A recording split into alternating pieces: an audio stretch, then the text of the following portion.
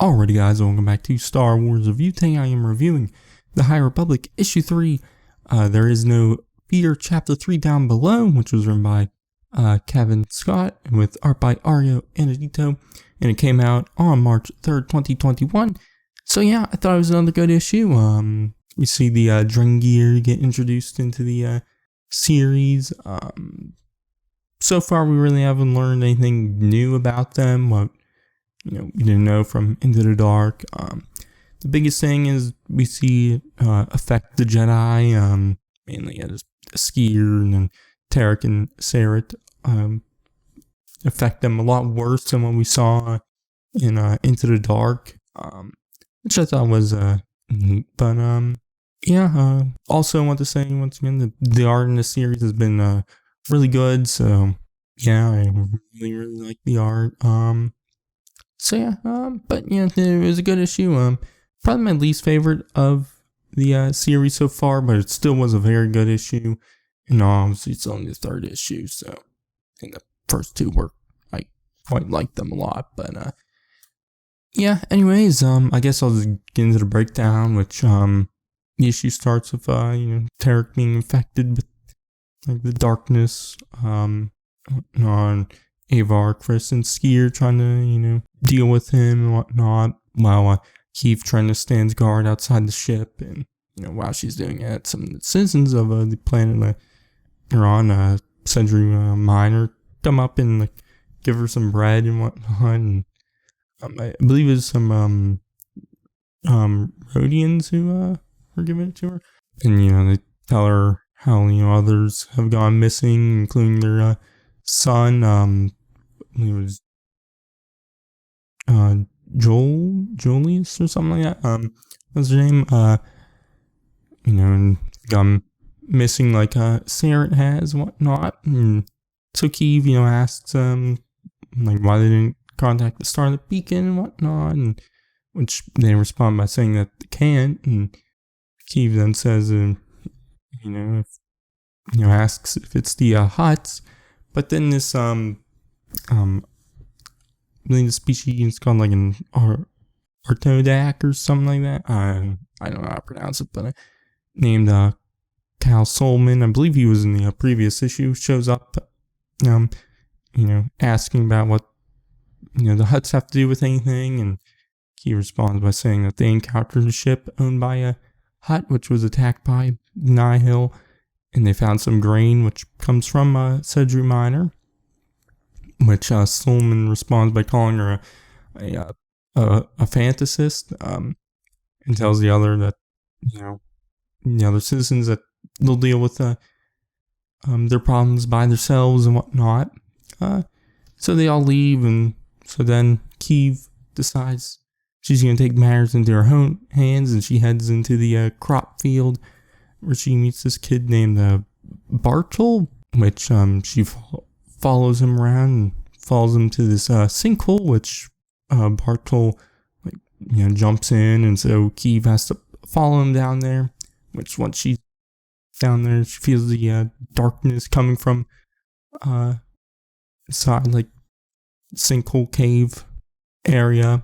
But then it goes back to the other Jedi where Tarek, I guess, is now passed out, and Skier wonders what's causing all of it, and Avar Chris responds by saying that he should know, and that it's the dark side, and he should have felt it the minute he arrived on Cedru Minor. But before Skier could explain himself about anything, Avar gets a call from Astala Maru on Star Beacon, and tells her that the autopsy on the dead Hutt is going well, and that the Jedi are most perturbed by it, which Avar says she'll contact the council soon, but she has her own situation to deal with, which we then see Skier and the Artrodak, Tal Suman talking, and Skier tells him that he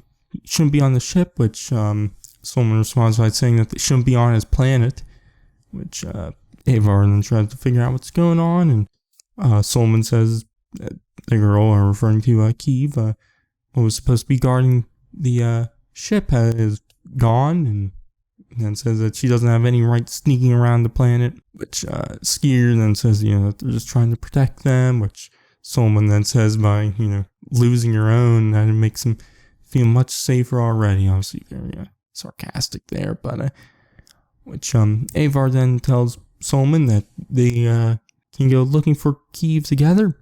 So they head out, but before they leave, Avar tells Skier to stay on the ship and watch over Tarek.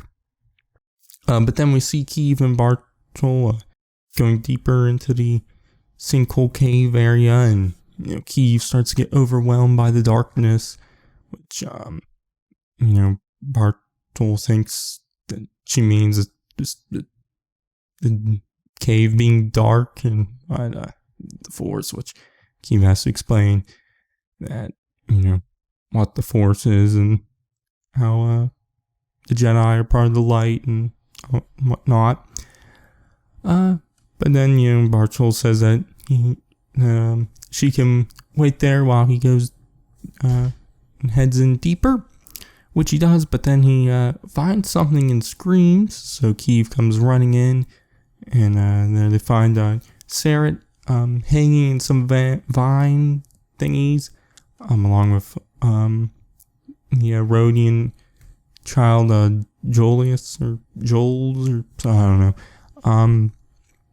So Kiev takes him down, and the Rhodian had become one with the Force, but Sarah was still alive. So Kiev asks Bartol to hold her lightsaber while she tries to help Sarah out, which he eventually wakes up and tells Kiev to beware.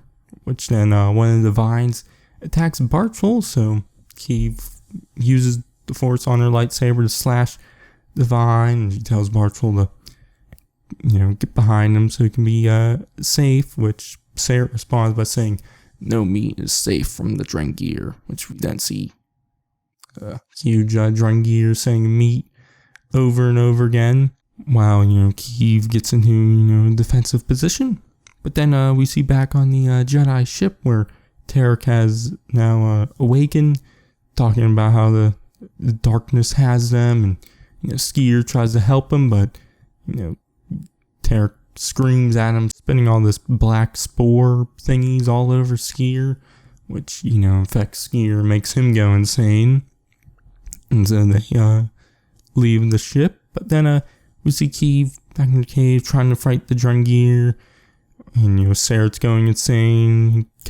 Grabbed a hold of Bartol, but right when Kiev is getting overwhelmed, needing help, Avar Chris cuts through the ground to get into the cave area, and slices the Drengir in half, which Kiev then alerts her to Sarat, which Avar uses the Force on him, which I guess wakes him up. But the Drengir had regenerated, and is now 2 Drengir, but they also have Skier now on their side, infected with the darkness, and that's where the issue ends.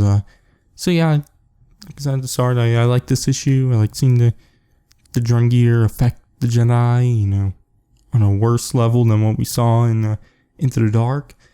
But I'm excited to see how we learn about the Drengir in the next few issues, and what happens to Skier and whatnot. But